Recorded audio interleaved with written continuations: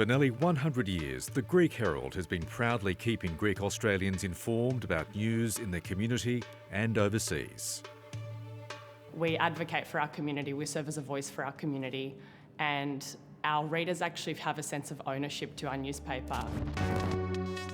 Like all newspapers, the Greek Herald has been facing mounting financial pressures because of a weakening advertising market, which was why 3 years ago it welcomed funding from Google under a Morrison government plan to force the tech companies to pay for the Australian news they put on their platforms. In July, Google ended the deal 2 years early.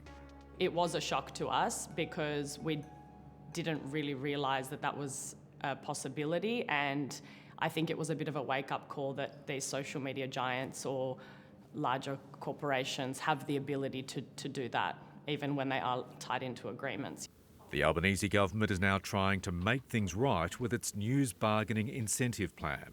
I just think this is a really important step forward because what it shows is that the government understands the critical role that journalism plays in our society, and in particular, the role that public interest journalism plays in the health of our democracy.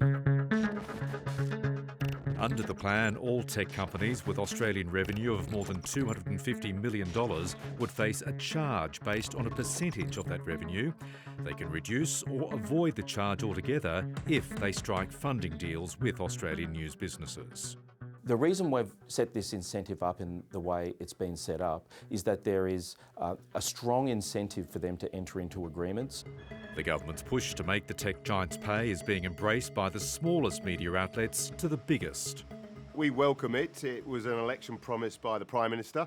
And look, he's said he's got our back on this one, and it's the right thing to do. So we welcome the consultation process, and we'll get into it with full energy.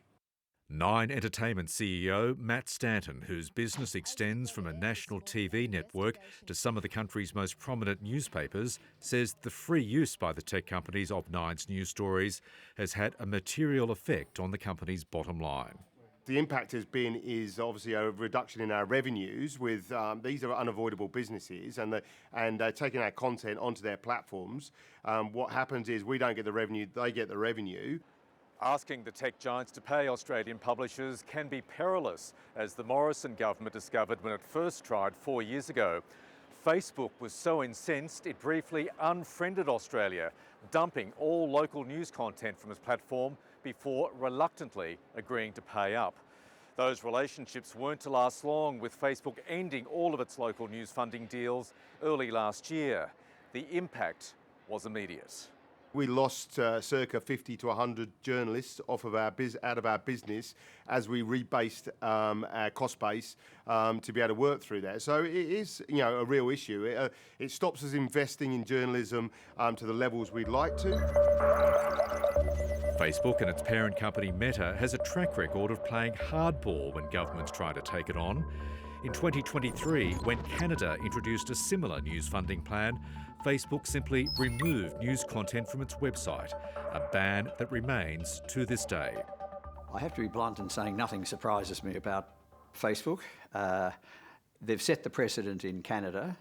As the head of the Australian Competition and Consumer Commission, Rod Sims was heavily involved in drafting the initial news funding deal. In his job, he dealt with all types of companies, but says Facebook took special honours. Look, it's hard to rank things, Michael, but if I'm forced to, they would be the West Coast in AFL terms of the companies we've dealt with. So they, I'm afraid, would be at the bottom of the ladder. The former competition czar believes the carrot and stick approach of this new plan will force the tech giants to play ball. Without the News Media Bargaining Code or the News Media Incentive, they would take the content for no payment. And in doing that, the media companies aren't getting rewarded for the journalists they employ to provide that media content. So without this funding, I think you'd really have to fear for media in this country. Both Facebook and Google declined our request for interviews. A Facebook spokesperson says, "We will review the proposal and look forward to participating in the government's consultation process." Google says it's the only technology company that has maintained relationships with Australian publishers since 2020. The tech companies do have a powerful ally in their corner. You know, we don't often get together as the CEOs of the different companies, but it's good to see everyone. US President Donald Trump hosted big tech CEOs, including Facebook's Mark Zuckerberg and Google's Sundar Pichai, at the White House in September. A month earlier, the president sent a warning to countries who attack our incredible American tech companies. In the social media post, he put all countries on notice, threatening to impose substantial additional tariffs on that country's exports to the USA. The Albanese government is already moving to rein in the big tech companies by banning under-16s from social media, and is seemingly unfazed about picking a new fight. Look, I'm confident that we can step through all of these issues. And as I said, one of the things that we'll be stressing is that this is an initiative that is very different to revenue-raising initiatives that have been raised specifically by the US government. For Australian media companies, tech giants running their content without paying is just one of the digital challenges they face.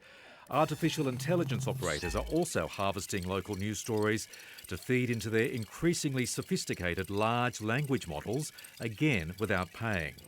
News Corp has signed a funding deal with OpenAI, but others, like Nine, haven't.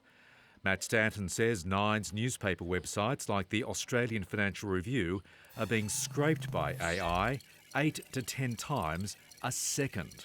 But it is like stealing. It's like literally walking into a shop, a retail shop, picking a T-shirt up and walking out with it without paying for it. I mean, that's pretty much an analogy, and I know people think that's drastic, but it is. Local news bosses say this latest move to make the tech giants pay up will not only improve their bottom lines, but also ensure trusted news sources survive in this age of pervasive misinformation. It is absolutely the heart of our democracy. If we do not have that, we are going to be fed through stuff which is absolutely wrong. I cannot say it strongly enough, this is the heart of democracy and it has to be fixed.